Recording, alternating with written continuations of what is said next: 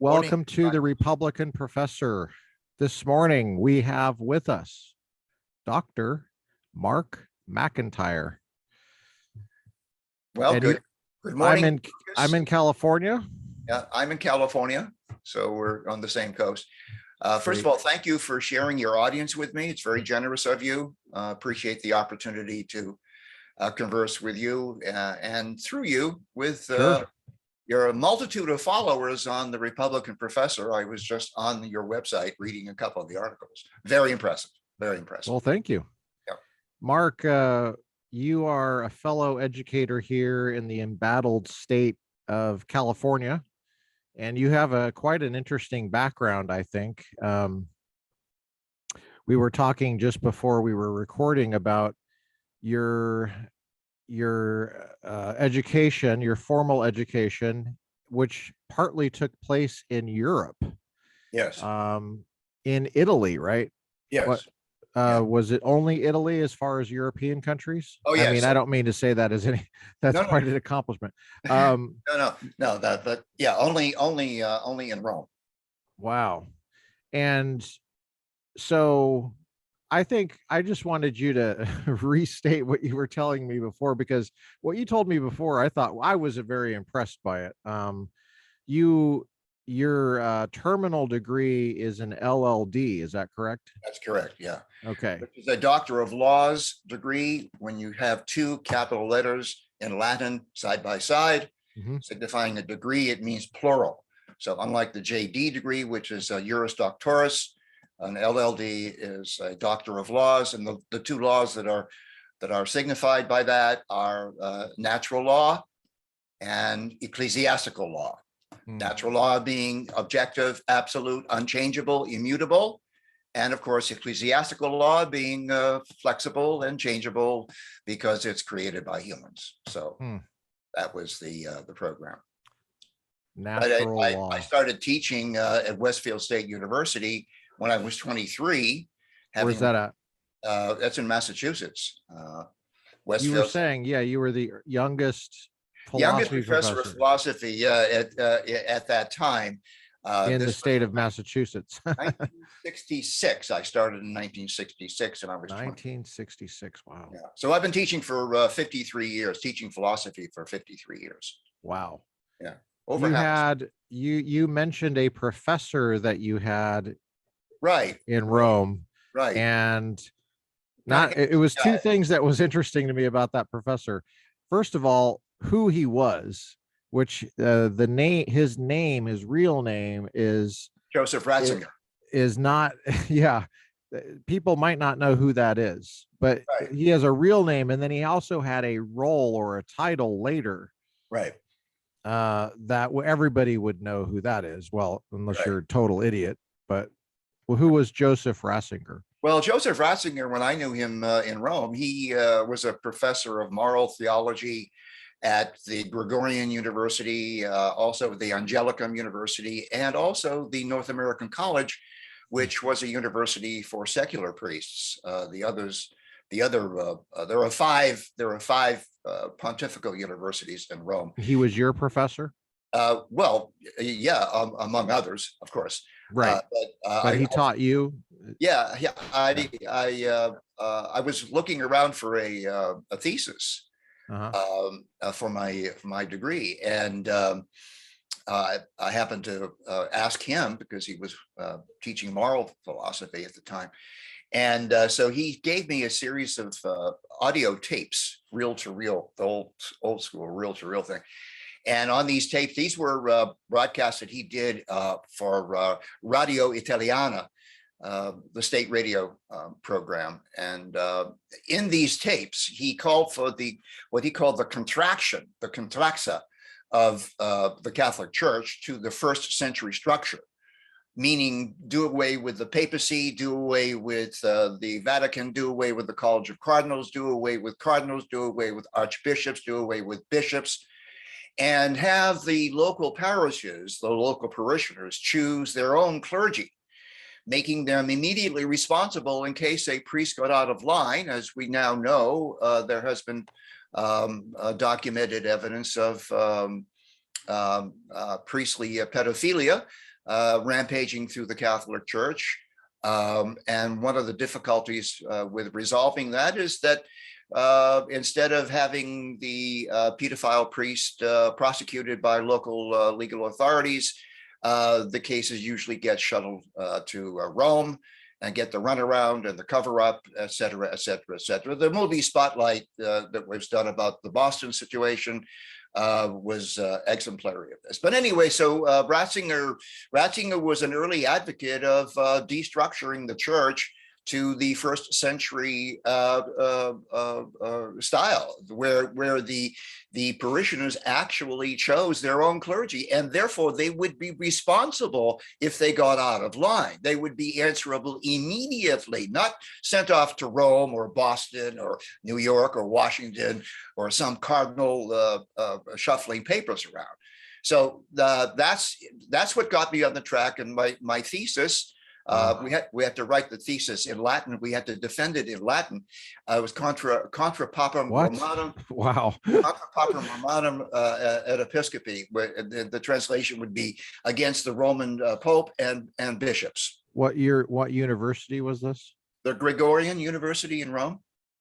Okay. And okay, so I'm just trying to wrap my mind around this. This is amazing to me.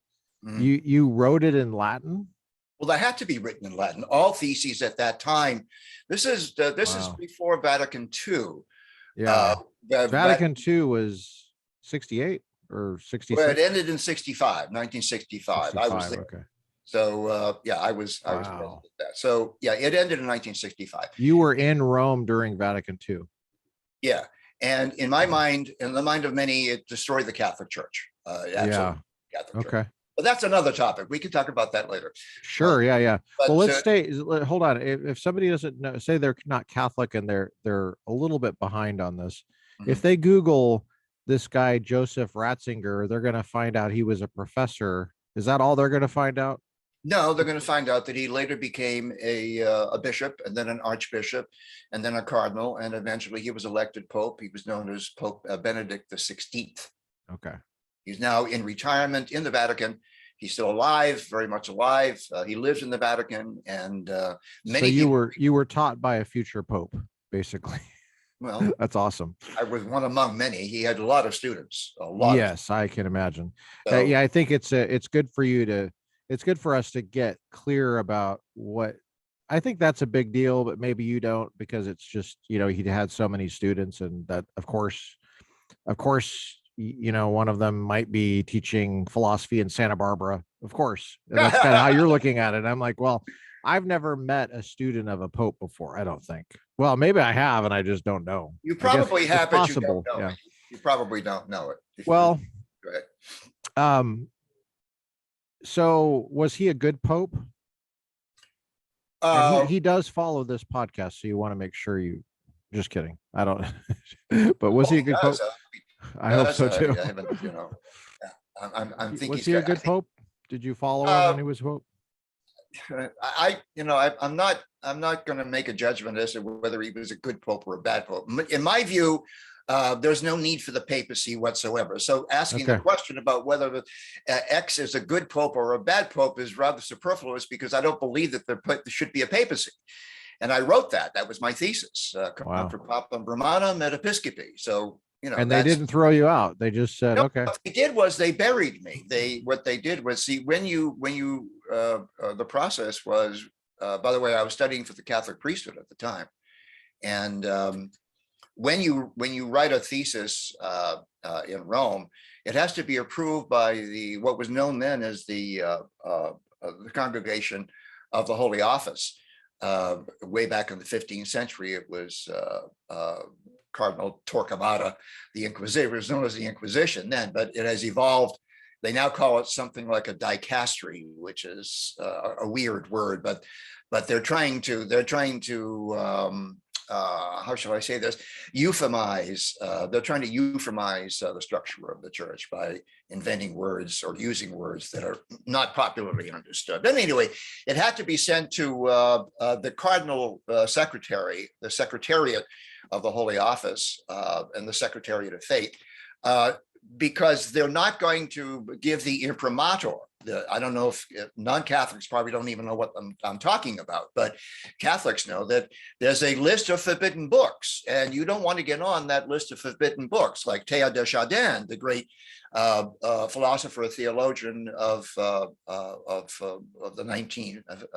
early 1900s, got himself on the index. It's called the Index of Forbidden Books.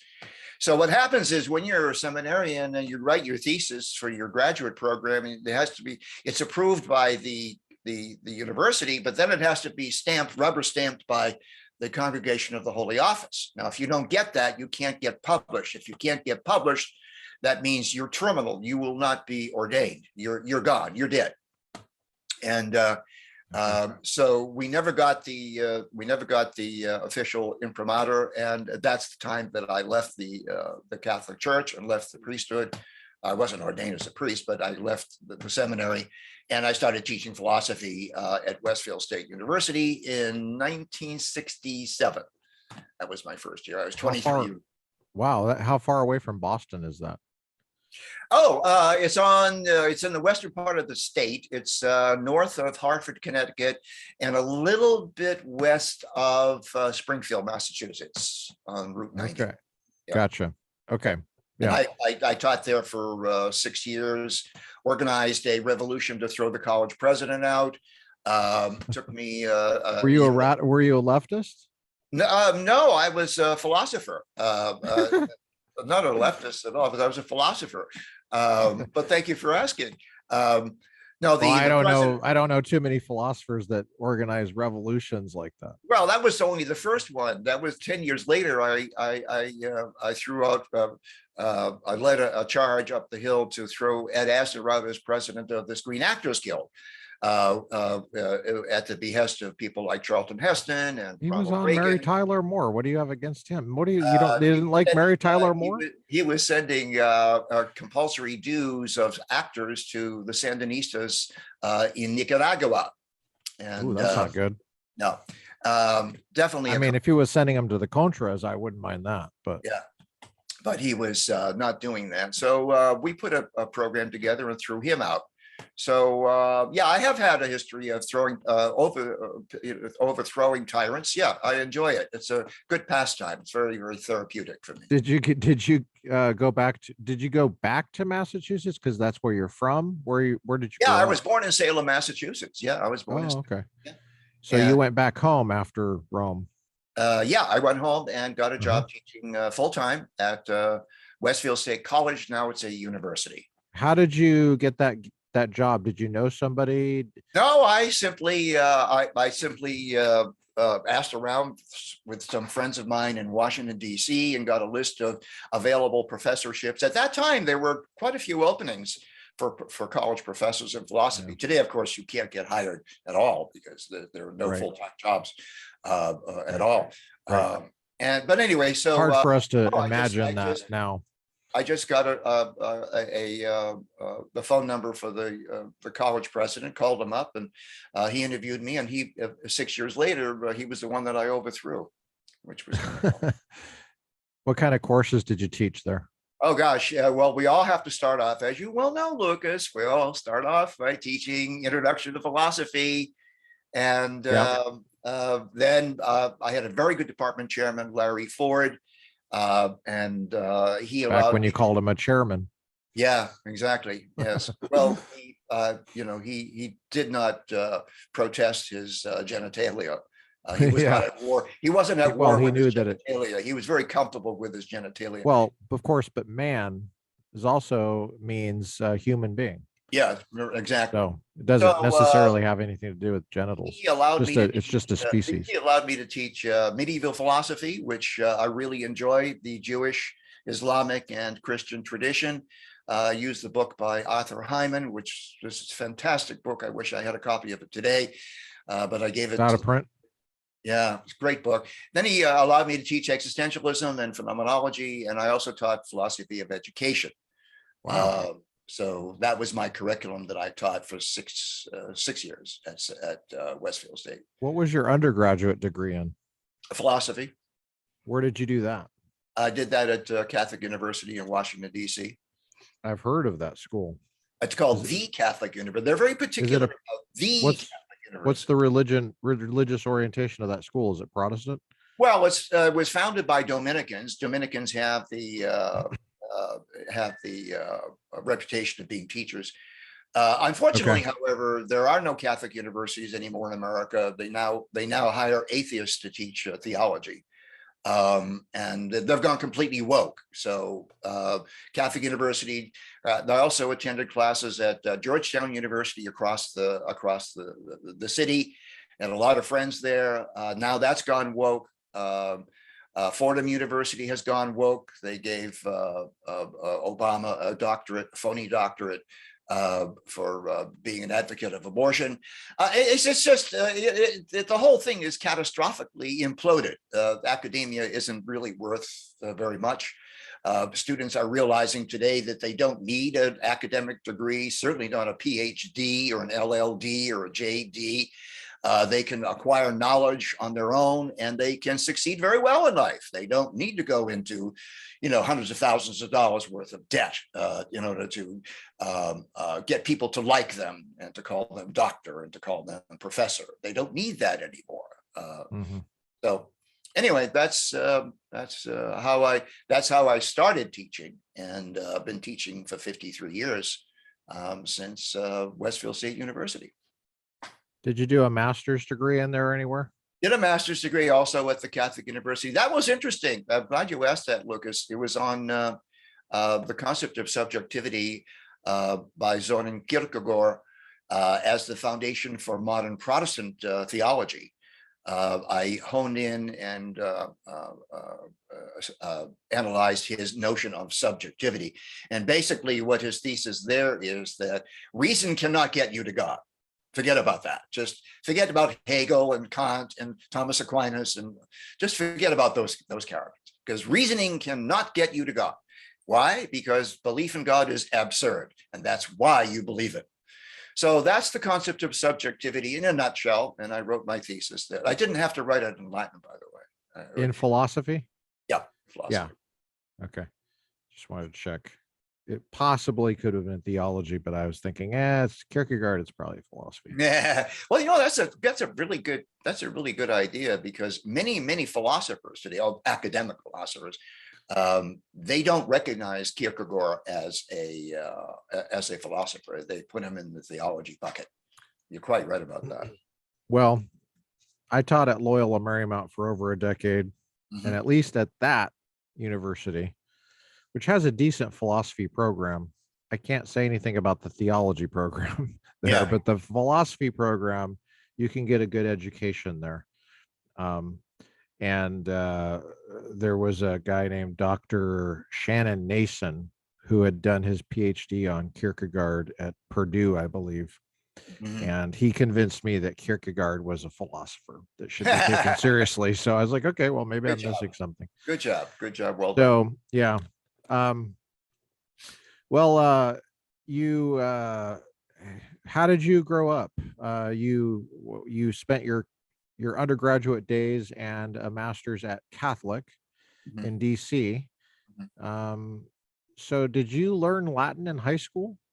I had 18 years of Latin. I started speaking and reading Latin when I was 5 years old. I went to St. James Elementary School in Salem, Massachusetts. Then I went to St. Mary's Boys High School. It was called Boys High School as opposed to Girls High School. St. Mary's, did you say? St. Mary's Boys High School in Lynn, Massachusetts. Lynn, the city of sin. You never go out the way you went in. How do you spell Lynn? Lynn. Okay. In Massachusetts. And you graduated from a private high school then? Oh, right? Yeah. Okay. You graduated from St. Mary's? Yes. Yeah. Okay. St. Mary's, yeah. And 18 years of Latin. Geez. That's amazing. That's awesome. Yeah. That's one of the language I really wish I would have taken Latin in high school. I was able to. Oh, you didn't? I took Russian because of the Cold War. How very timely. That was a good choice. Yeah, but I wish that I wish I would have taken Latin. That's I don't. Russia. Anyway, I was concerned about the communists. I guess I could study Latin later. I'm not dead yet. Yeah. So Yeah. Well, yeah, of course you can maybe study Latin anytime you want. Yeah. keeps me young, maybe. One of Now, one of my mentees is studying Latin right now. awesome. Yeah. That's cool. Mark, how did you get interested in philosophy? Were you always interested in that as a kid? Well, my interest in philosophy came through my desire to become a priest. Okay. All right. When did that develop? How young that were you? developed in high school. That developed in high school, St. Mary's Boys High School in Lynn, Massachusetts. Every year we had a. That's amazing, because you were going through puberty at that time. I'm amazed. I'm imagining you were going through some puberty. You look like you have had some testosterone going through your body at some point. So probably, yeah. Yeah. So you were. It didn't bother you that would be a vow of celibacy? That's a funny question. I'm glad you asked that one, Lucas, because at the time to earn money to go to the seminary after I graduated from high school, I had a job as a short order cook in a Jewish delicatessen. And Mel and Murray Cohen on Lewis Street in Lynn, Massachusetts, Mel and Murray Cohen, and I don't know if it's still there, but anyway, they used to joke around with me while we were making sandwiches and blintzes and kishki and roast beef and all that stuff. And they would say to me things like, being Jewish, giving up ham, giving up this is not too difficult, but giving up the woman, what are you crazy or something like this? What? What was the name of the deli the Cohens that had? Mel and Murray's Delicatessen on Lewis Street in Lynn, Massachusetts. Mel is a woman's name? Huh?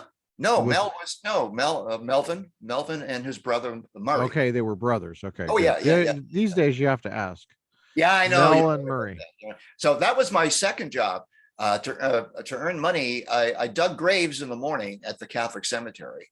Wow. So I dug graves from 8 o'clock. Grave digger in high school? Yeah. I never got That'll get you interested in philosophy. I never got to I always wanted to play the grave digger in Hamlet, but nobody ever hired me to do that. I wanted to do that. You were the one that actually studied for the role. Yeah, right. I have experience. I had a OJT, right?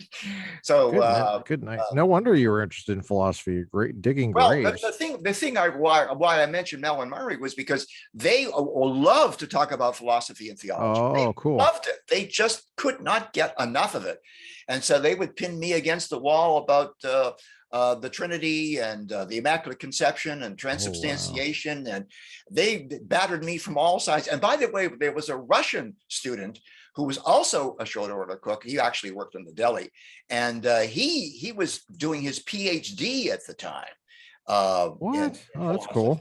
Yeah, and so he battered me. He beat me over the head as much as he possibly could, and had me defend, the basic dogmas of the Catholic Church, which, by the way, I have always had my doubts about anyway. And ultimately, I left the seminary and the study of the priesthood because I could not accept the basic dogmas of Immaculate Conception, which some people call virgin birth, transubstantiation, and the Trinity. Those are the three big doctrinal stumbling blocks. And so my progress through the seminary for 7 years. Took me 7 years to realize I just don't believe these things, and I cannot believe these things. And so that was another reason for leaving, besides my thesis.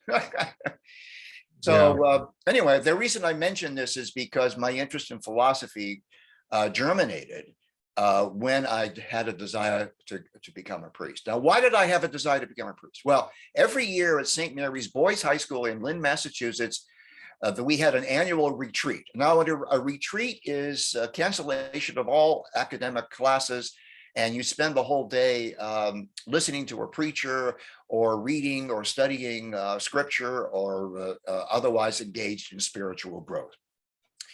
And when I was a junior in high school, Father Thomas Reddy, R-E-D-D-Y, OMI, Oblate of Mary Immaculate. That's what OMI stands for, Oblate of Mary Immaculate. He came, and he was such a galvanic, a charismatic preacher.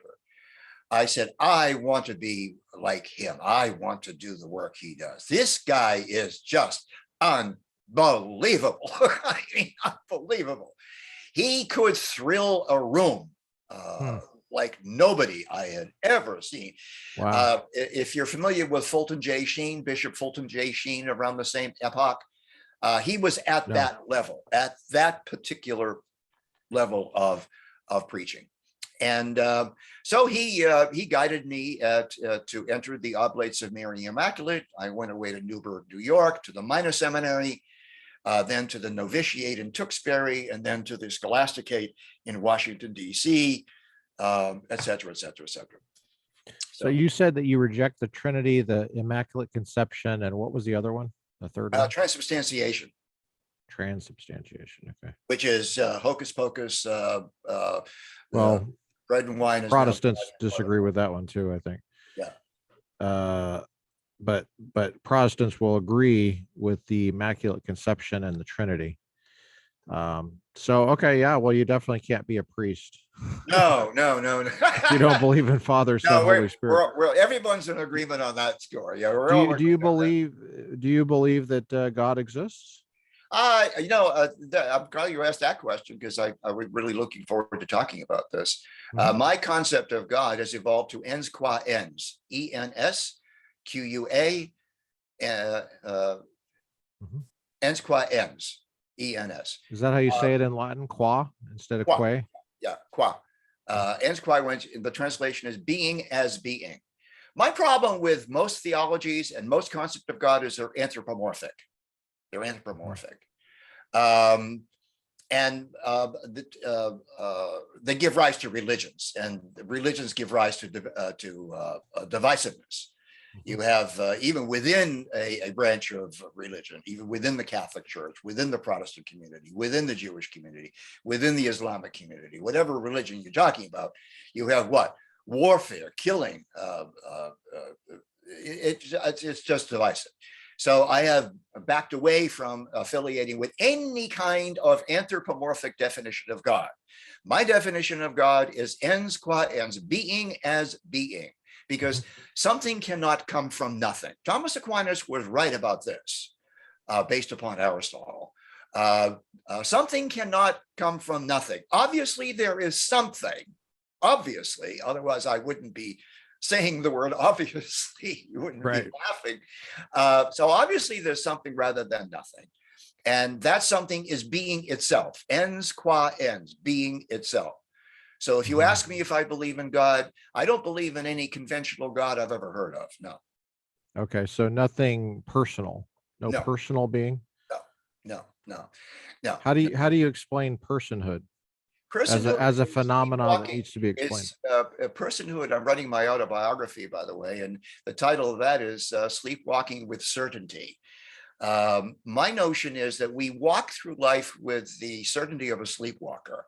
Now, if you know anything about somnambulism, which is sleepwalking, if you know anything about that, you realize that sleepwalkers proceed with absolute certainty in their activities, whatever they do. They're absolutely certain about, getting up and peeing out the window or whatever they do, strange things that they do. They do it without absolute certainty. That's why you ought not to wake them up. You ought not to wake them up. Really? That, right? You ought not to woke them. Don't woke them in the middle of their sleepwalking. So what happens if you wake them up? Well, they get confused and they get violent. Some of them get very violent. Some of them get confused. Some of them go into comas. It's not a pretty thing. Yeah, it's not a pretty thing. So anyway, hold on. How come you studied this? Do you have this condition? What? Or did you know somebody that had this condition? No, no, no, no. But Are you I've just always, interested in? Okay. I was just, I was looking for a good title for my autobiography, something that fit to as a good, Oh, okay. I got you. as a good description for the way I proceeded through life. Well, I've okay. jumped through open windows and open doors. You know, humans make plans, and that's Yes. the surest proof of the existence of a humorous God. I think it was George Bernard Shaw said that okay. the surest proof of the existence of a hysterically funny God is endowment with the humans to make plans. And Yeah. I subscribe to that idea. Okay. But that doesn't tell us, though, how do you explain personhood, a person arising from non-person? And I'm not sure how you get that. Like, what you must have thought about this. You've been teaching for 53 years. Yeah. So how do you, I mean, do you think that personhood is a real thing that needs to be Oh explained? yeah, yeah. Okay. There are persons. Yes. Yeah. Yeah. Indeed. What do you think a person is? How do you define a personhood? A person is an individual that has a uniqueness called a soul. Ooh. And that soul exists for all of eternity. It is both infinite and eternal. It always has existed, it exists now, and it always will exist. Okay. It cannot be destroyed. Okay. So you are a dualist in terms of mind, body. You believe, or how would you say it, soul, body, maybe? Well, I'm not a dualist in the sense I don't believe in separate substances. I believe that the soul and the material, what we call the material universe, and what we call the spiritual and the non-material universe are really one universe, ens qua ens, being as being. So I'm not a dualist in that sense. I'm not a dualist in the Platonic sense. I'm not a dualist in the Aristotelian sense, or even the Chardinian sense. I'm a monist because I believe that existence is, being is, and non-being is not. We are here, and we are here as unique individuals. There is no one else on the planet ever before like Lucas Mather. There never was, there is not now, and there never will be in the future. Gotcha. And I've always been in existence and I will never cease, is what you think. Exactly. Okay. Exactly. And the distinction between material and or physical material and spirit, what we might call spirit or soul, or the individual person, that's it appears to be real, but it's not real. The difference between matter and spirit. We make the mental distinction, but the mental distinction does not necessarily translate into an ontological or existential distinction. So no, we do use the word soul, we do use the word spirit, we do use those words, and they do signify a mental category that we create. Very much like mental category doesn't map onto reality. Mental categories don't necessarily map onto reality. They certainly can, and in many cases, Plato's whole structure of ideas, his whole structure of forms, certainly maps out to reality. Yes. So you agree with his? Oh yes, yes. Theory of forms. I'm an objectivist in the sense that I believe in objective reality, which is the basis of my philosophy of education. Gotcha. Would you say you're an idealist then? Well, I agree with Alfred North Whitehead that all of philosophy after Plato is merely a footnote. I agree with that. I have the greatest respect for Plato because I thought he got it right. When you read his dialogue where Socrates leads a slave boy in the market to identify properly the Pythagorean theorem, and this slave boy has never had any formal education whatsoever, but by skillful questioning, Socrates is able to elicit the Pythagorean theorem. Now, the Pythagorean theorem is not only a theorem to explain any physical right triangle, but it is also the definition of right triangularity. In other words, I believe with Plato that the Pythagorean theorem would be true even if there were no right triangles in existence, in material existence. Even if there was no material world that we can perceive and smell and taste and touch with our senses, Right. nevertheless, the Pythagorean theorem, a squared plus b squared equals c squared, would be factually, objectively true, no matter how you think about your genitalia.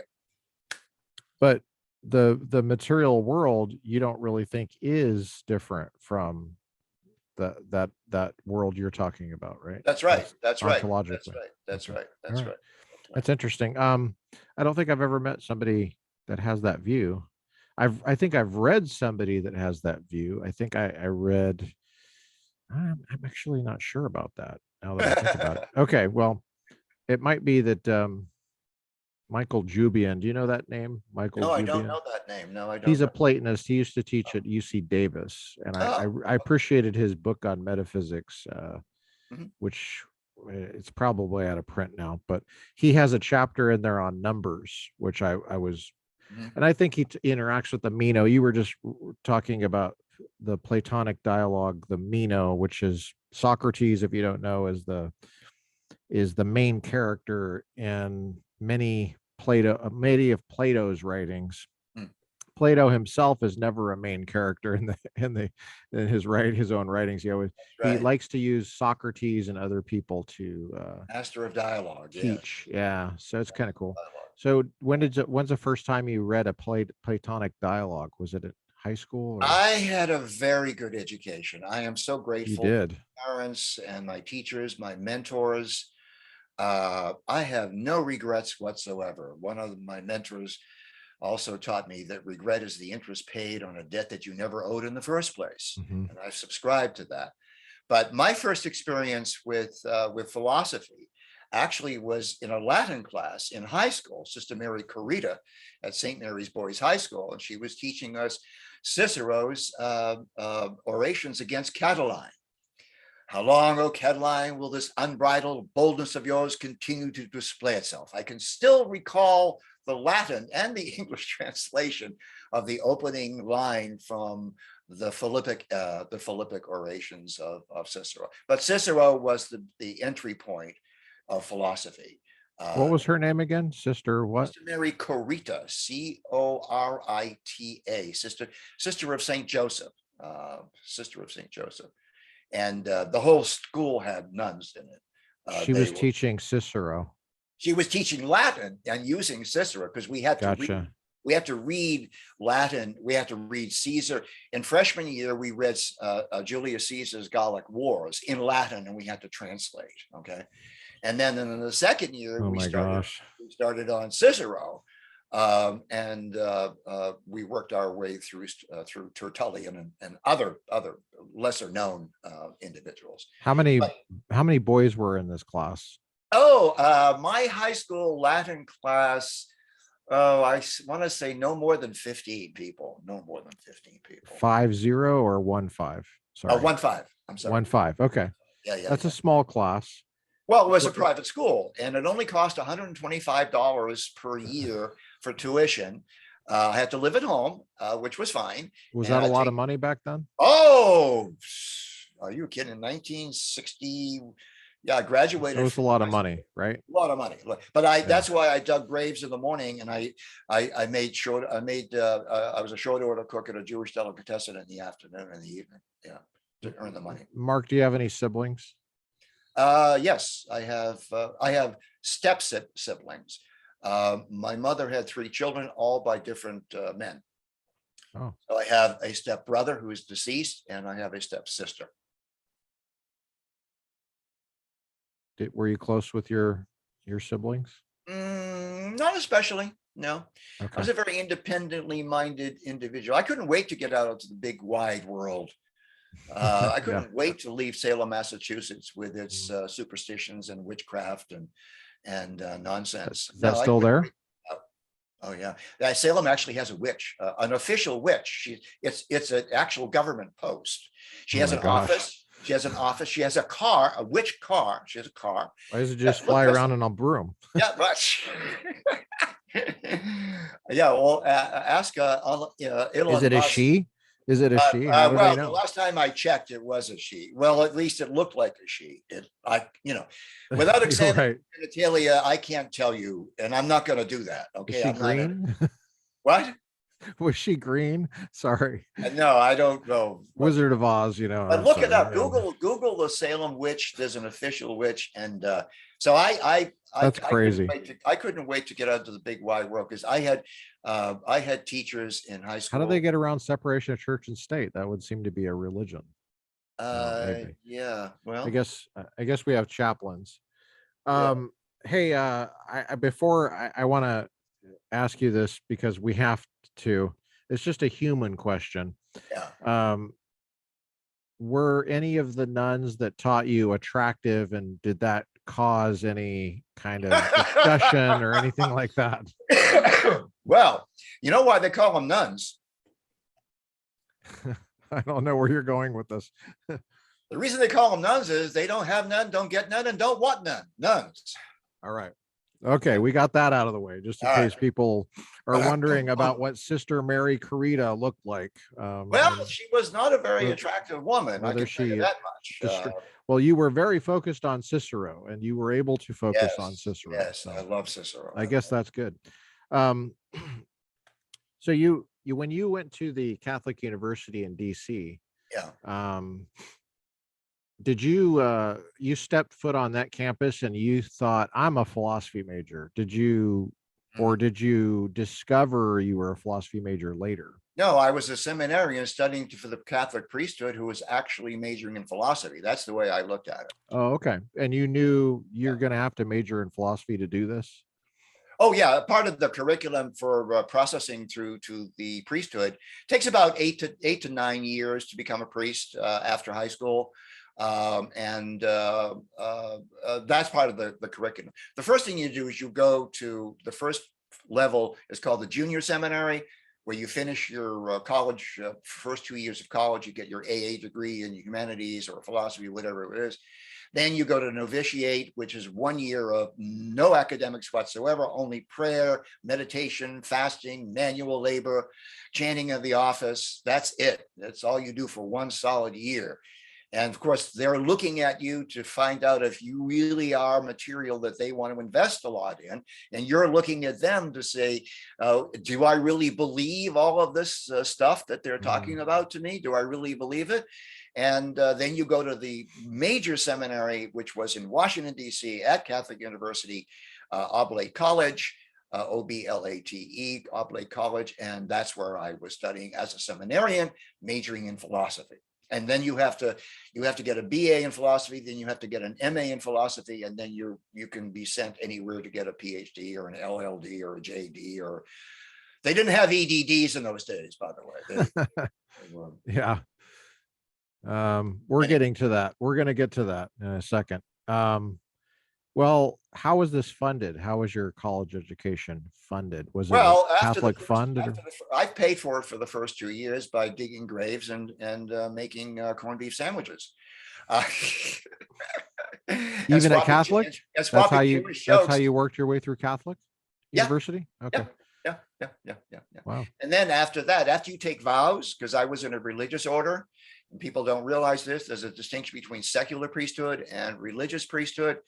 Religious priests and nuns and brothers, they take 3 vows: poverty, chastity, and obedience. Secular priests, they only take the vow of obedience and chastity. They don't take the vow of poverty. And a lot of people don't even realize that. That's how uneducated most Catholics are. They don't even realize that. So after 2 years, when you take vows, you take temporary vows for 1 year at a time, and they're looking at you and you're looking at them, and you're meeting with your spiritual advisor, and you're trying to figure out whether or not it's like a marriage. It's like a marriage, because when you're ordained a priest, I don't know how many Catholics realize this, but tu es sacerdos in aeternum. The translation of that is, thou art a priest forever. Thou art a priest forever. The Catholic dogma teaches that once you are ordained a priest, that imprints an indelible character on your soul forever. You can be defrocked, you can be laicized, I was just writing this section in my autobiography last night. You can be laicized. You can be found guilty of some heinous ecclesiastical crime like pedophilia, and you can be defrocked. But that doesn't change the fact that you are a priest. You are a priest forever. Tu es sacerdos in aeternum. And this is a serious business. I took it very seriously. And I came to the end of it, and I left. What was it about being a priest that you found attractive, that you wanted to be that when you evangelizare misit pauperibus me, which is the Latin motto for our religious order, the Oblates of Mary Immaculate. He has sent me to preach the gospel to the poor. That's the translation. Evangelizare misit pauperibus me. And I believe that. I wanted to do that. I actually went to Mexico while I was a seminarian. I got permission from Rome, unprecedented permission from Rome, to actually spend the entire summer without any ecclesiastical supervision whatsoever, building a school, building an elementary school in Tempoal, the city of Tempoal, which is would be southwest of Tampico and in the province of Veracruz. And I spent 3 months doing that. I love the idea of being a missionary, because my understanding at that time had evolved to, what is Catholicism? It's the Sermon on the Mount. It's not the Pope. It's not the Vatican. It's not the dogmas. It's not transubstantiation. It's not Trinity. It's not eating meat on Friday or not eating meat on Friday. It's not cardinals. It's not bishops. It's not archbishops. It's not Monsignor. Catholicism is the Sermon on the Mount. Evangelizare misit pauperibus me. He has sent me to preach the gospel to the poor. The core element to me of Christianity is there. That's right. You don't need to read anything more than the Sermon on the Mount. It's right there. Do that and you are a Christian, in my view. I don't care if you're baptized or unbaptized, circumcised or uncircumcised. I don't care. You follow that plan, you're a Christian. Okay. How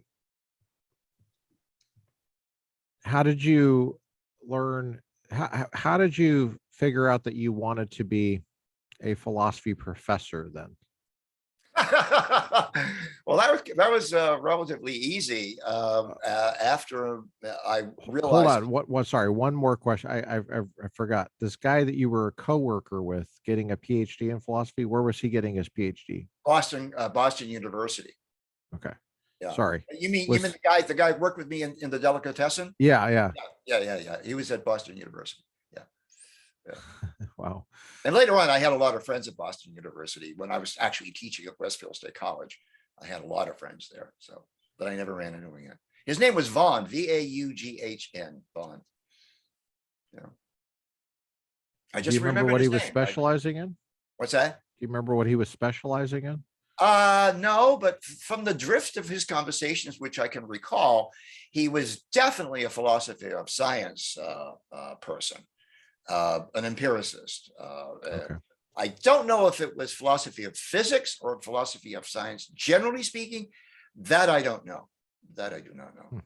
I can't remember if he ever told me. Gotcha. So you realized you wanted to teach philosophy because you had obviously thought about it quite a bit. Yeah, and I loved it. I mean, I loved my thesis on Kierkegaard was revelatory in the sense that it opened my mind to the limits of reasoning and the thresholds of faith. It opened my mind to both corridors, and those corridors run parallel to each other, in my view. So that I couldn't wait to get into a classroom. I could not wait to get into a classroom. And that's how I formulated my philosophy of education. My philosophy of education is based upon the trivium and the quadrivium. And we can go into that a little bit if you want to, but sure. That's what is that? Well, the trivium and the quadrivium form the basic core curriculum of the medieval university. University of Padua, the University of Paris, the University of Salamanca. Those are the three original universities, and their curriculum was the trivium. Trivium meaning three ways, TRIVIUM, trivium, which means three ways. Those were when you walked in the door. When you walked into the door, your first day of class or your first year of class was spent studying only three topics: trivium, grammar, rhetoric, and logic. Why? The reasoning was, if you don't know how to use your own language to express yourself, if you cannot read your own language intelligibly and comprehensively, and if you cannot reason using the faculties of logic, why in the world are we going to teach you anything about biology or zoology or physics? Or you're not going to be able to understand anything because you can't think, you can't read, you can't understand. So the trivium was the very first thing. Compare that to what happens today in universities. Logic is no longer even taught. Rhetoric is no longer even taught. Yeah. And you can find a logic class usually, but you can if you look hard. But I don't think I've ever seen a rhetoric class. Right. Well, I taught philosophy. Well, at the end of my career at Santa Barbara City College for 23 years, I taught critical thinking and writing, which is basically a logic and a rhetoric class. So, and I wrote my own textbook for that and used that in my class. Anyway, so what is the quadrivium? So after you spend a whole year studying grammar, rhetoric, and logic, now you can read and write, and you can think, and you can argue, and you can speak. You can do all of those things. Then the rest of your university was devoted to what's called the quadrivium, meaning four disciplines or four ways. And those were arithmetic, astronomy, music, and geometry.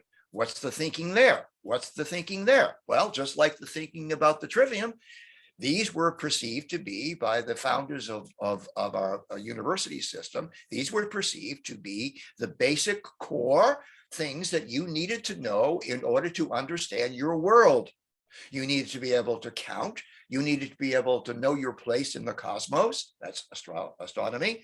You needed to understand music, which is pure mathematics, and you needed to understand geometry. Then you were ready to study.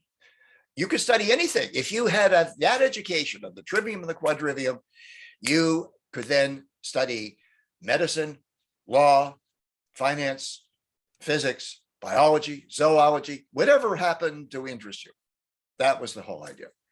How far away we have come from that idea. Yeah. How far away? I think a lot of people would be puzzled by the quadrivium. Mm-hmm. The trivium makes sense, I think. Yeah. But music, yeah. Does that mean you study with an instrument, or you master an instrument? With or without. You can study music as mathematics, as pure math. One of the things I used to do in my classes, I don't know if you've seen those. Kind of like studying construction just by looking at the wall, though. I don't know if you've ever seen those videos where music is visualized, where they have like a keyboard and the notes pop up as illuminated lights. I don't know if you've seen this or not, but as my classes would, as my students would enter the classroom, I would have this on the big screen playing Johann Sebastian Bach's concerto, or Mozart or Beethoven. Always classical music, no rap music, no jazz music, no nothing, none of that nonsense. I would have purely mathematical music playing for my students when they enter the classroom, and they appreciated it. They appreciated it. And the notes would be available for them to. What if you can't read music? I guess that would be a way for you to learn. Well, you could read it and see it at the same time. You'd actually see the music. You could see the note, because above the piano keyboard was a moving graphic. So it would appear as the sound appeared. What's that? It would visually appear as the sound appeared? Yes, the visualization of music. Yes, nice. That's exactly. That's great. There's a word for it, chromatic, chroma key. I don't know. Is it on YouTube, or how do you get it? Yeah. It's on YouTube. I'll send you a link. Oh, yeah. That's great. I'm going to check that out. It's breathtaking. I can't breathtaking. Read music. It's absolutely breathtaking. And it impresses the student with the idea, wait a minute. Someone figured this out. This is pure mathematics. remember the movie Mozart, where Mozart is talking to the emperor, the Bavarian emperor, and after the emperor reviewed and attended Mozart's latest opera, and then after they're on the stage together, and the emperor says, "Mozart, that was great. That was a terrific opera. That was terrific." And then a little Italian, a jealous Italian composer in the back of the emperor whispers in the emperor's ear, "They were too many notes, Majesty." So the emperor says, "Well, Mozart, they were too many notes. Yes, that was the problem. It was just too many notes.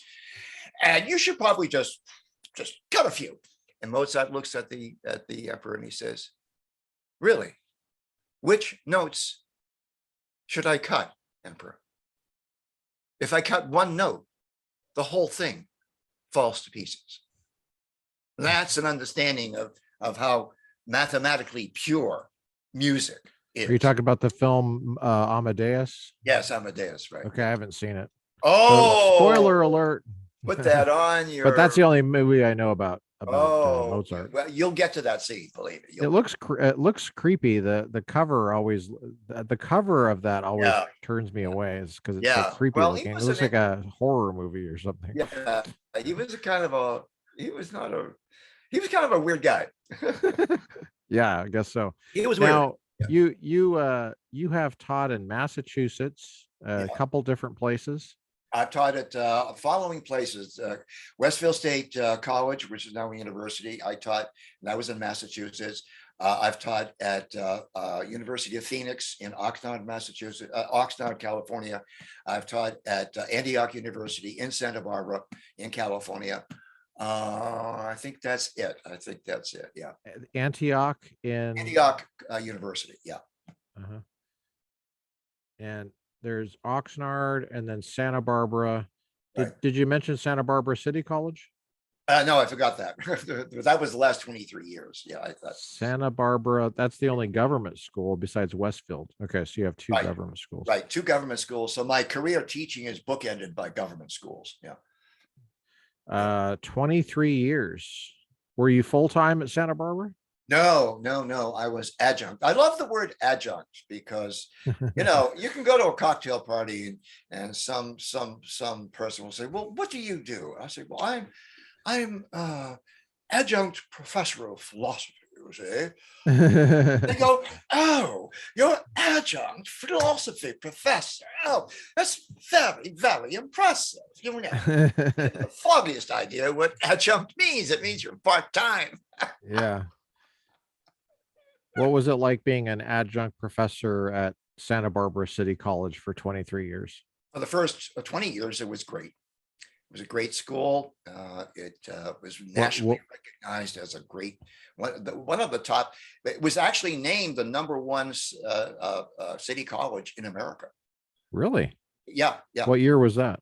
I was before I left. And who named it that way? 2015. 2015. Who named it that? The Aspen Institute of Aspen, Colorado. A bunch of academics get together and hand out these awards and designations. So it wasn't the NRA that named it that? No. Okay, just had to clarify. No. Best community college. Yeah, #1 in the country. Yeah. So they obviously had not been to Compton College if they named it. Right. So for the first 20 years, it was a great place to work, to teach. I had a department chairman who allowed me to disagree and be disagreeable about it, by the way. And he didn't mind at all. He was a true philosopher. We disagreed on everything. We famously debated the existence of God. Was he an atheist? What was he? Oh, he a rabid atheist. Oh, rabid atheist. Oh, yes. He enjoyed taking God away from little cupcake girls in class. Yeah, he really. Let me guess. He loved President Reagan. How did you know that? That's just shocker. Right. Yeah. Did he really? Yes. He did. He was a Republican. Yes. Oh. Well, he wasn't a Republican, but he liked Ronald Reagan because Ronald Reagan was like his grandfather. resembled his grandfather.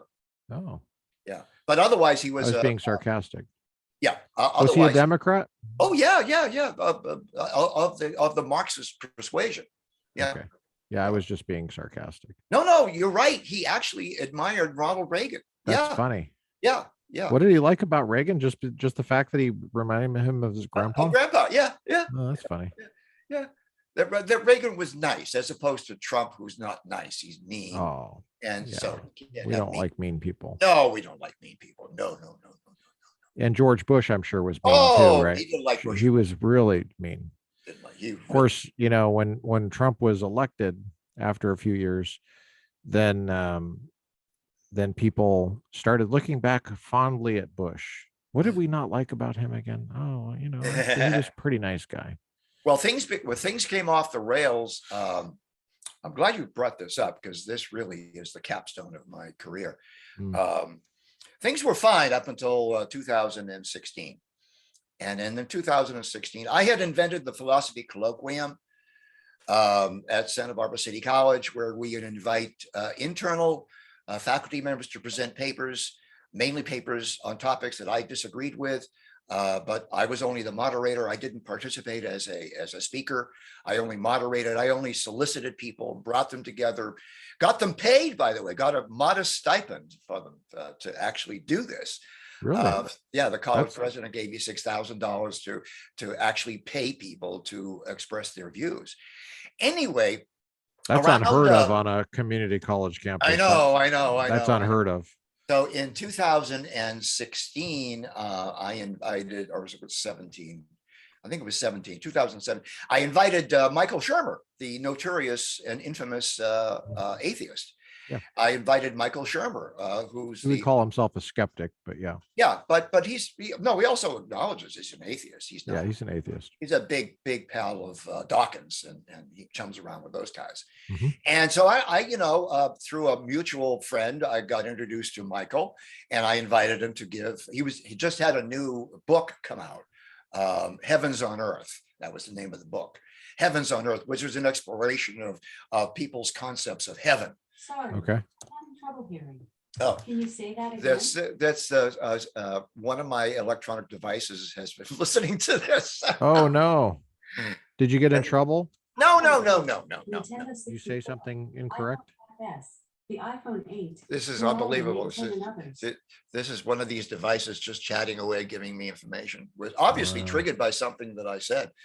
Any case, so I had Michael Shermer come to promote his book and to give a lecture on his book, because he thinks that people's beliefs in heaven are just ridiculous, nonsensical, absurd, right, foolish. So well, anyway, what happened was the morning of that, it was a big event because Michael's a big name. So having Michael Shermer speak at Santa Barbara City College, it was a big thing. So we got a hold of the biggest theater we could find, the Garvin Theater. It was supposed to seat about 150 people. Were you able to pay Michael Shermer for showing up? Actually, no, but we did allow him to sell his books in the lobby. That was the agreement we had with Michael. And we had a local bookstore, Chaucer's bookstore. They supplied the books and they manned the table, and it was all set up in the lobby. It was wonderful. It was great. The fly in the ointment was a chemistry professor, the chair of the chemistry department, a lady by the name of Rayanne Napoleon, right? PhD in chemistry, who, by the way, never took a course in philosophy. She confessed to another symposium that I ran. She never took a course in philosophy, and yet she has a PhD. And I asked her, I said, what does the PhD mean? And you know what she said? What's the PH part mean? She said, no. She said, I don't know. It was something that happened a long time ago. Oh, geez. Anyway, she probably thinks pH means the balance of this. Yeah. The acid and the base. Yeah, exactly. No, it means doctor of philosophy. Right. What it means. That's what's on what's on your damn diploma. I know. She didn't read the diploma. She never took a course in philosophy. Anyway, she didn't have the trivium. Excuse me. She issued a campus-wide email warning people, especially women, Oh, not yeah. to be found alone Have to with Michael Shermer, either before or after the Wait, election. was she a Christian or No, something? Okay, so what does she have against Michael Shermer, the atheist? Again? this was part of the Me Too movement, where these crazy feminists accused every male, anything with a penis is a rapist. That mentality. If you have a penis, you are a rapist. Okay, that was her mentality. Even though Michael Shermer's a Democrat, she doesn't. Oh, yeah. She was doing friendly fire against other Democrats. That's right. That's Okay. exactly right. Okay. Right. Which makes the whole thing rather comic in a way. You're right about that, Lucas. Anyway, so Okay. she issues this email, and the reason that she sounded the alarm was because Michael was falsely accused, as it turned out, falsely accused by a woman of making sexual advances to this woman. There was no police report. There was no doctor's report. Michael was internally investigated at Chapman University, where he was teaching, and absolved of any wrongdoing. And to boot, his accuser actually appeared on stage in another seminar 1 month after the accusation fell apart. I guess that's what you do when you accuse somebody of raping you. You appear with them on stage, and anyway, so here's the deal. I'm diversing here. Here's the deal. So this chemistry professor, who knows nothing about philosophy whatsoever, puts out this email and warns people not to attend. Well, it was very effective. From her government email account. Yes. Oh, we're getting to that. Oh, you're so insightful, Lucas. Anyway, I pay attention to those kind of things. Oh yeah. Government email, tax-funded email. She sent out a warning that Michael Shermer was not to be trusted. Don't be caught alone with him after that was the wording of the letter. Anyway, so I took great umbrage at this. Only half of the audience was full. I didn't even tell Michael Shermer before he spoke. I didn't tell him about this horrible person, chemistry professor. I waited until after I took him out to dinner, and I explained the whole thing to him. He was outraged. I was outraged. And so back and forth, we started this exchange of emails on campus, where I denounced this whole cabal of feminists that would insinuate, merely because somebody was accused of rape, then therefore they had no right to speak at a college campus on a topic they were qualified to speak on their book. Anyway, back and forth, and that began the fact that I realized I had a target on my back. My old department chairman had resigned by that chance, and a new department chairman was on a campaign to not rehire me. As you know, adjuncts are hired on a year-to-year basis, and this new department chairman, his name is Mark Bobrow, and he decided that I was going to be terminated. I was not going to be rehired. Long story short, I got a lawyer. I went through 5 internal grievance appeals against Mr. Bobrow, and every step of the way, the college sanctified his view that I should not be rehired.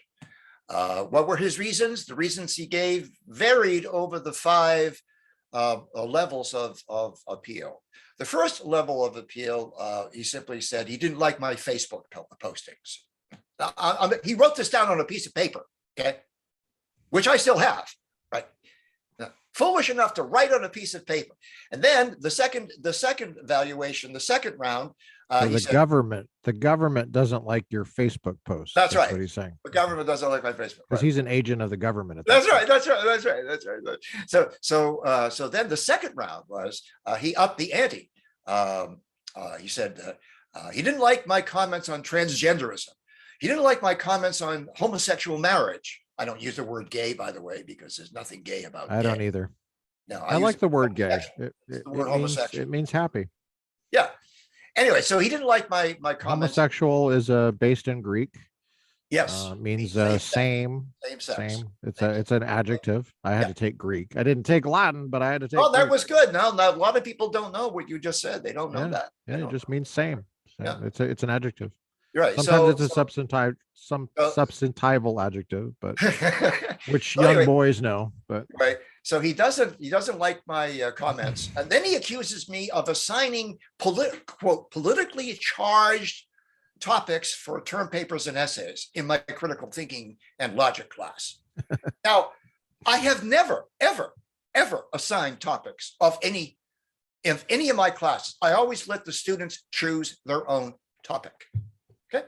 For my 53 years, I have never, ever assigned a topic of a paper.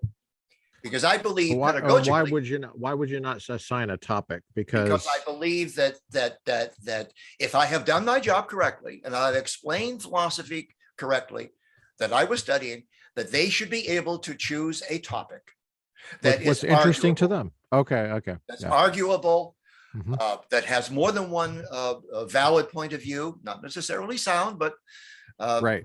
my goal was to teach them the distinction between validity of an argument and soundness of an argument. They're not the same things. That was my goal, because after they wrote the term paper on the topic that they wanted, guess what their final exam was? They had to refute their term paper. What if it's unrefutable? So it's because it's so There's good. no such thing as unrefutable. Everything No such thing. Oh. No such thing as unrefutable. No such thing. That was the purpose of teaching. If you can refute yourself successfully, then you are a critical thinker. You understand logic. That was my view. So anyway, so now he says, so the dean had to correct him and say, look, Professor McIntire doesn't assign topics. So he relented on that. And the third, fourth, and fifth levels, he finally ended up, his last objection to my being rehired was, I did not know basic logic. I did not know basic philosophical concepts.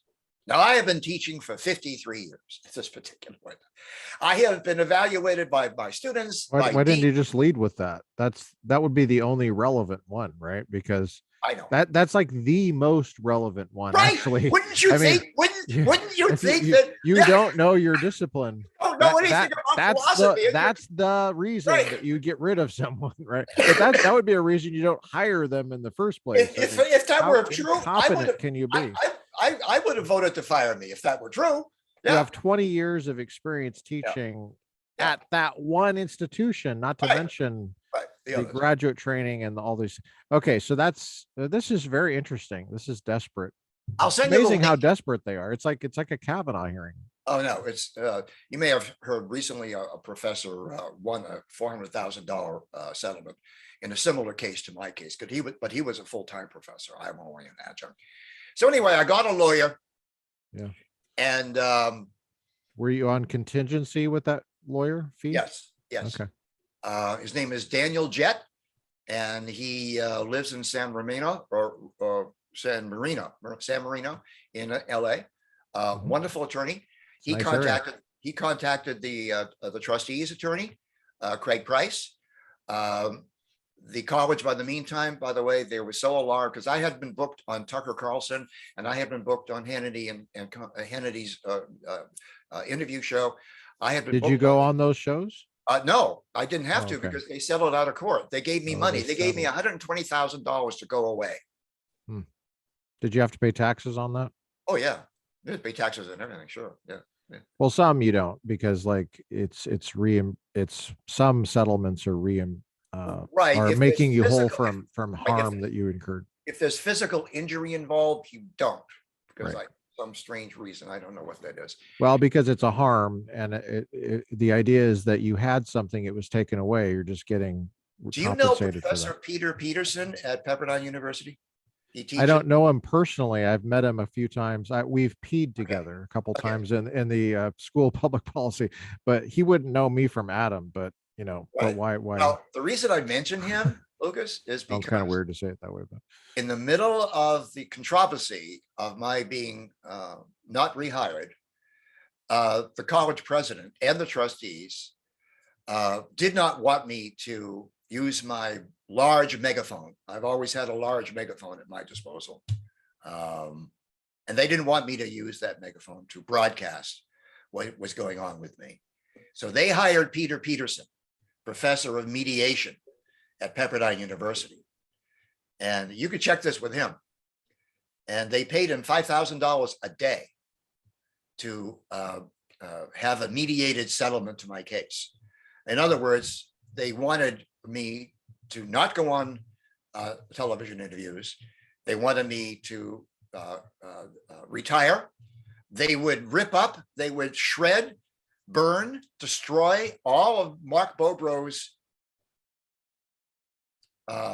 evaluations of me, where he condemned me.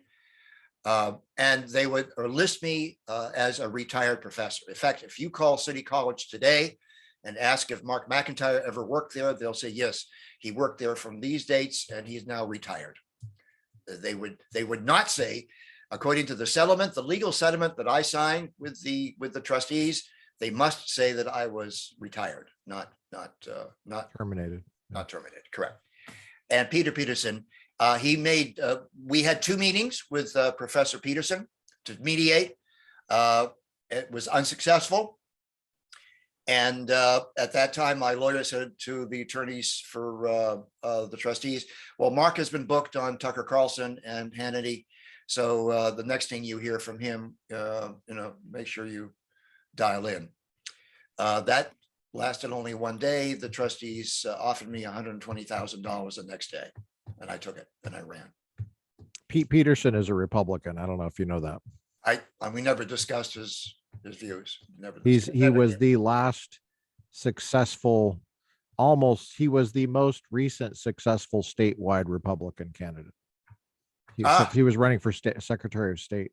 Oh, I didn't know that. I did not know that. So, and now he's dean of the School of Public Policy. Oh, he is. Oh, yeah, well, please Pepperdine. Congratulate him if you run into him in the laboratory. I don't know if you've ever been up there, but it's a beautiful campus. I used to live in LA, so yeah. Yeah, it's great. I taught at Pepperdine for over a decade, and I taught at the Seaver College, which is the undergraduate college, but I would oftentimes do my grading up in the library up there at the School of Public Policy, walk around and get stalked by whatever mountain lions happen to be up there. Yeah. But it's great. Did you live in Santa Barbara? I live here now. Yeah. Okay. I mean, for 23 years. For 23 years I've lived here. Yeah. So did you have a big commute to get to campus? Or was it local? No, I lived about 4 blocks away from the campus. Oh, did you walk? Sometimes I did. Sometimes I rode my motorcycle. Sometimes I took my bike. Sometimes I walked. Yeah. Wow. That sounds great. Yeah. No, it was great. It was great. And so you taught critical thinking and logic. Right. Did you ever teach any other courses there while you were there? Yes. Before you retired? At City College. Yes. I taught philosophy of ethics. Introduction to philosophy, ethics. But what else? Logic 205, which is a upper level logic class. Mind you, this is a person who doesn't understand basic concepts. Just teaching logic upper level. Logic 205, is that symbolic logic? Yeah. Or what was that? Symbolic logic, yeah. 19 rules of inference. 19 rules of inference. Mm-hmm. Yeah. And so ethics, intro to philosophy, and then logic and critical thinking, which is the first year court, and that's a lot of writing, I think. I had I had 2 essays, 4 exams, 2 essays, 1 term paper, and 1 final refutation. Everybody had to refute their term paper in order to get a grade in the class. Tell me again what those were. How many exams? Oh, I had 4 exams, 2 essays, 1 term paper, and 1 final exam. How long was the term paper? 6 to 10 pages. But the refutation could only be 3 pages. Only 3. Okay. And the final exam was a in-class exam? It was a take home. Oh, okay. The 4 exams were in class? They were online. They were Oh, online exams. okay. I invented the online version of critical thinking and writing philosophy 111 for Santa Barbara City College. You were the first online professor there. For that particular class, yes. I gotcha. Yeah. I was the first philosophy professor at Moore Park College in Ventura County. Oh, yeah. One down that got certified to teach online. Yeah. And I'm not necessarily proud of that. I just don't. What do you think about online education? Well, as it turns out, Lucas, I mean, here we are doing it right now, but no, I'm teaching. But it's not really. I'm still teaching. One of my students has built me a platform, McIntire.com. It's a teaching website. And I'm teaching the same course that I taught at City College. I'm teaching it only online. And I've condensed it from 16 weeks to 4 weeks. I have a cap of 25 students per month. They roll over every month. I get new students every month. They pay me directly $125 for the class. They're not interested in a degree. They're not interested in a grade. All they want is the knowledge. My student body, the oldest person that I have in class right now is an 82-year-old Harvard lawyer who never studied logic. They don't teach logic. They don't teach logic in law colleges. Yeah. And the youngest one is, and they don't require it to get in. In fact, it's forbidden. It's actually bad. Wow. Yeah. Well, we saw that with the most recent Supreme Court. I can't define woman. It's weird. Yeah. She didn't seem to be bothered by it either. No, I'm proud of it. That was the most disturbing part about it to me. Yeah, proud. Yeah. Anyway, so it's okay. Tell us your website again. What is it? Mark. It's my name, my full name, with no spaces. MarkMcintire, just as it is on the screen there. No spaces though. We'll link it in the description. Oh, great! Thank you very much. Absolutely.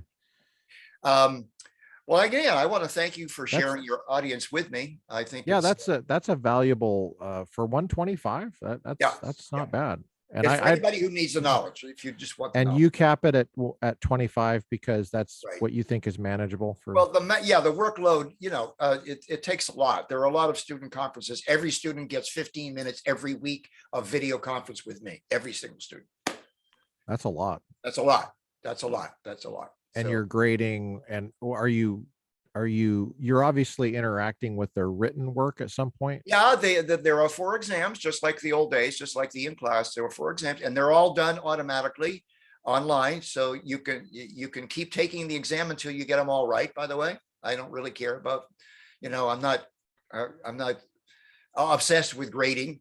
And the point is learning rather than scoring, if you can use that expression. The only things I really have to look at are the term papers and the essays. That's time consuming. That cannot be done automatically. I have not figured out a way to do that. How does the grading work? Do you give them a grade, or? I do if they want one. Most of them don't care. Most of them don't want it. Don't need it. But by the way, it is being used by homeschool students. I noticed on your website, you've been interviewing a lot of people on your website.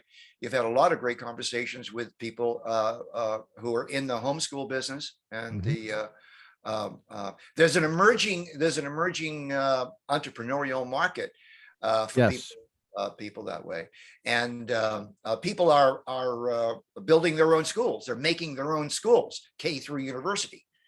And people don't realize anybody can create a school. You just write a letter to the Secretary of State of California or whatever state you're in. You say, "Hey, I'm starting a school." I did not know that. Yep. Just send them a letter. I'm starting a school. Bye-bye. Wow. Yep. Yeah. There's a compulsory school attendance in California. You have to be 19. You have to be schooled for at least 19 years. But the Constitution cannot specify that you need to go to a public school. You can go to any school. You can invent your own school. That's awesome. Okay. So there might be a lot more freedom for homeschoolers in California than a lot of Oh, people yes. realize. Okay. Oh, That's yes. Oh, interesting. yes. Yeah. Well, Yeah. we have what we had Dr. Brian Ray on, who is the head of NERI in Oregon, which is Right. the National Home Education Research Institute. Yes. Yes. And he calls it home-based education because homeschooling has a strange, but he says it's really home-based, and there's so much that you can do. Mhm. And there is a nationwide movement, and I think, Mark, you are a key part of that, because you could be a key part of that because of the quadrivium and the trivium. You experienced that firsthand yourself, Right. and you obviously value it. And there's a lot of people that want to tap into your logic and critical thinking skills. So Well, I I've been think you appointed. will never be out of work. I No. think. In fact, I have something has just come my way. I've been appointed as the executive director for an educational institute called STOA, STOA. Hmm. Stoa.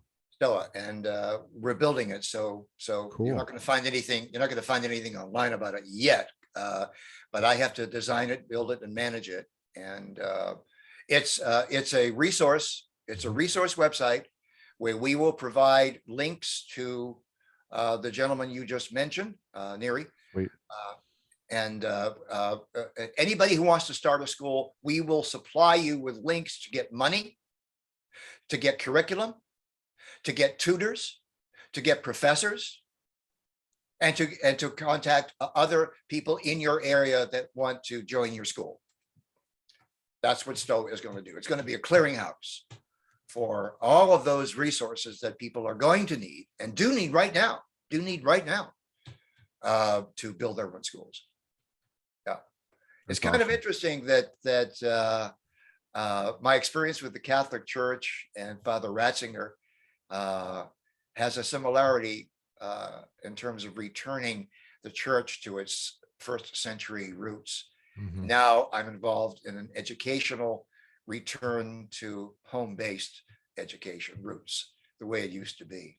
Yeah, It's kind of interesting. that is interesting. Very interesting. That's happening to me.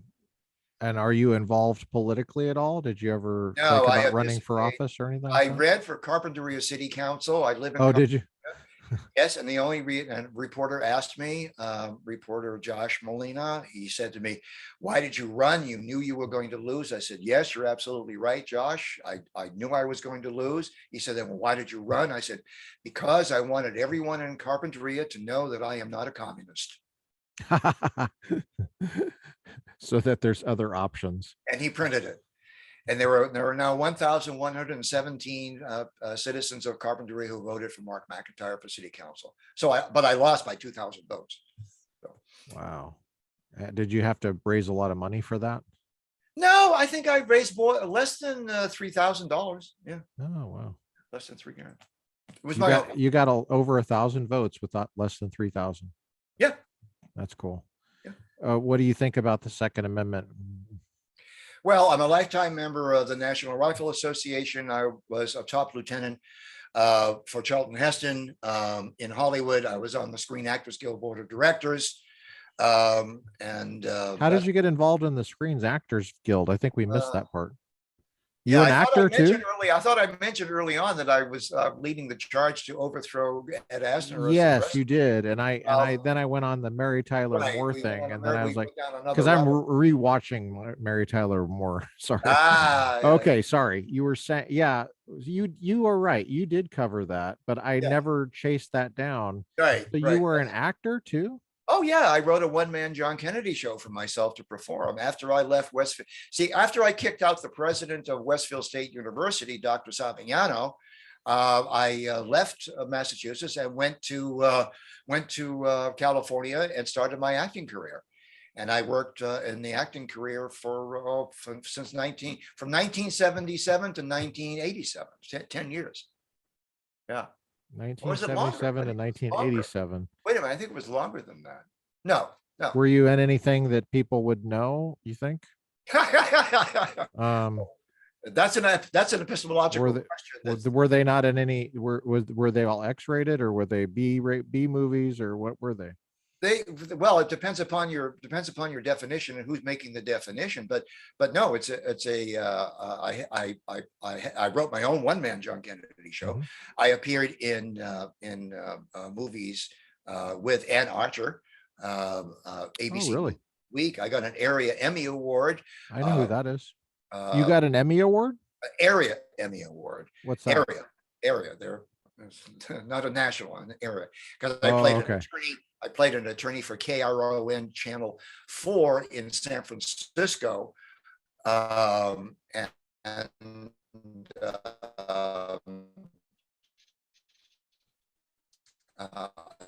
so you're back. Yeah, you're back. We are back. Sorry, we had some technical So issues. where was I?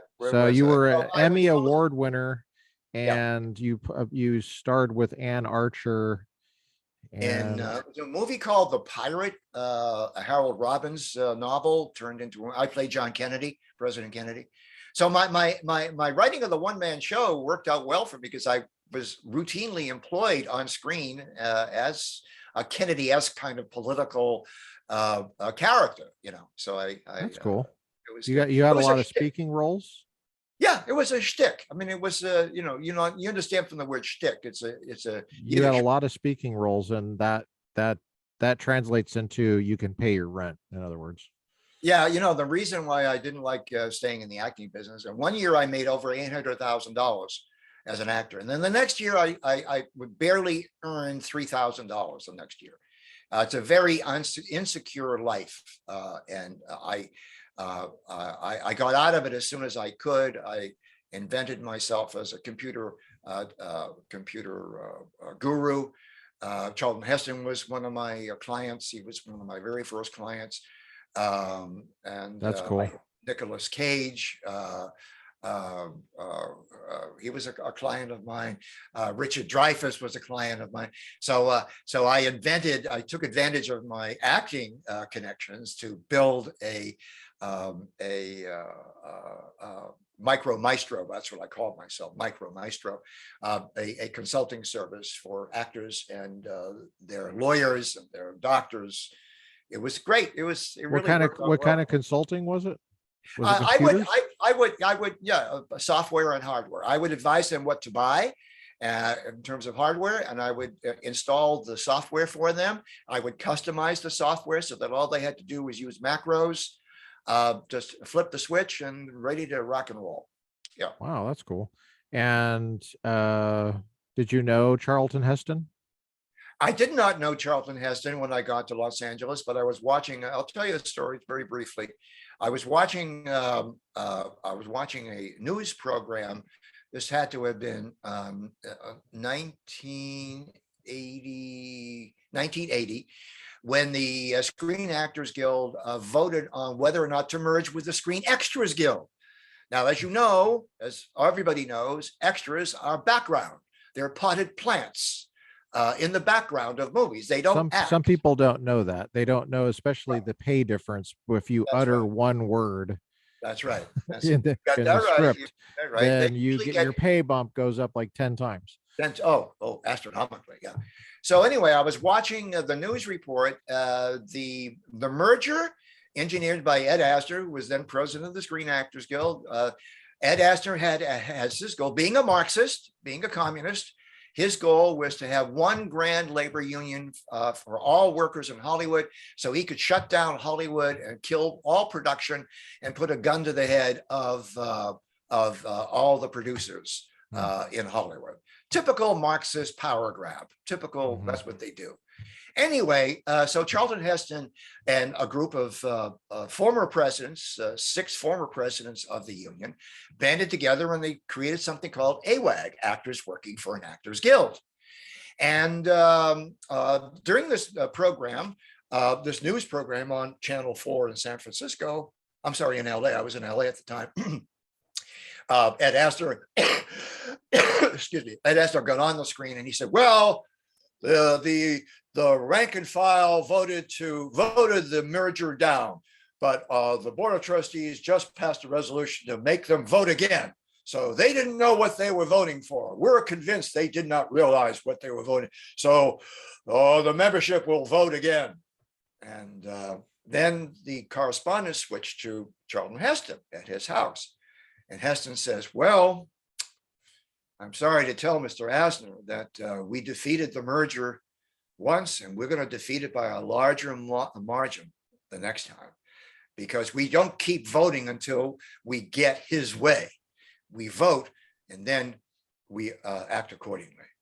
So at the bottom of the screen under Charlton Heston's name, there was a phone number, actors working for an Actors Guild, and a phone number. So I called the phone number, and I said I wanted to volunteer, because I had been writing articles for Variety and Hollywood Reporter. I had been writing articles opposing the merger of the Screen Actors Guild with the SAG organization. And so some people wrote. Anyway, so I called up this number, and I got an actress by the name of Marie Windsor. She was a B movie maker on the board of trustees of Screen Actors Guild. She was also part of Charlton Heston's AWAG. She said, we're looking for a new chairman, and Chuck would like to see you. I said, Chuck, who Chuck? I don't know anybody named Chuck. She said, Charlton Heston, he wants to meet you. I said, why does he want to meet me? She said, well, we need a new chairman, and we looked into your background, and we found out that you overthrew the college president at Westfield State University 10 years ago. So looks like you have some experience of getting rid of people. And did they make any political connections at that point from the Westfield incident? Or were they, meaning were they able to discern from the Westfield thing that you were not a leftist? That never came up, to be That honest. never came up. Okay. Never They just came knew you were on their side. They knew I was a hired gun and I could shoot straight. And you were on their side because was you've on been their published side. in Variety. That's and all Hollywood. that mattered to them, was I was on their side. They could care less if I was Gotcha. a communist or a fascist. Were you They could care were less. you were you paid for those pieces in Variety and Hollywood Reporter? No. Okay. They weren't. They just took your labor. Yeah, Gotcha. they took my letter, and They I took your got to labor. be friends with Dave Robb, who still works for Reporter on Variety. I got very friendly with him, and Interesting. when I got on, I was elected to the Screen Actors Guild for it. When I was chairman of AWAG, I got Wait, elected. you were elected to the Screen Actors Board? Yeah, the national board. Yeah. Part of my job when they made me chairman of AWAG was I had to elect 45 people to the SAG board of directors as part of the reform movement that I was leading. And Screen Actors Guild has a board? I got 45 people. Okay. All right. We're back. We're Okay, back. so you were elected to the Screen Actors Guild Board. yes, that's the correct. national board. Okay. That's right. In 1983, I was elected in 1983. Correct. How long did you serve in that role? Only 3 years, only one term, because I accomplished my mission. I got Cool. 45 people elected, and I organized an amicus curiae brief to the Supreme Court of the United States. You see, my law degree did come in handy. I organized an amicus curiae brief in a case called Communication Workers of America versus Beck, B-E-C-K, and in a 5-3 decision with Justice Sandra Day O'Connor abstaining because she had a conflict of interest.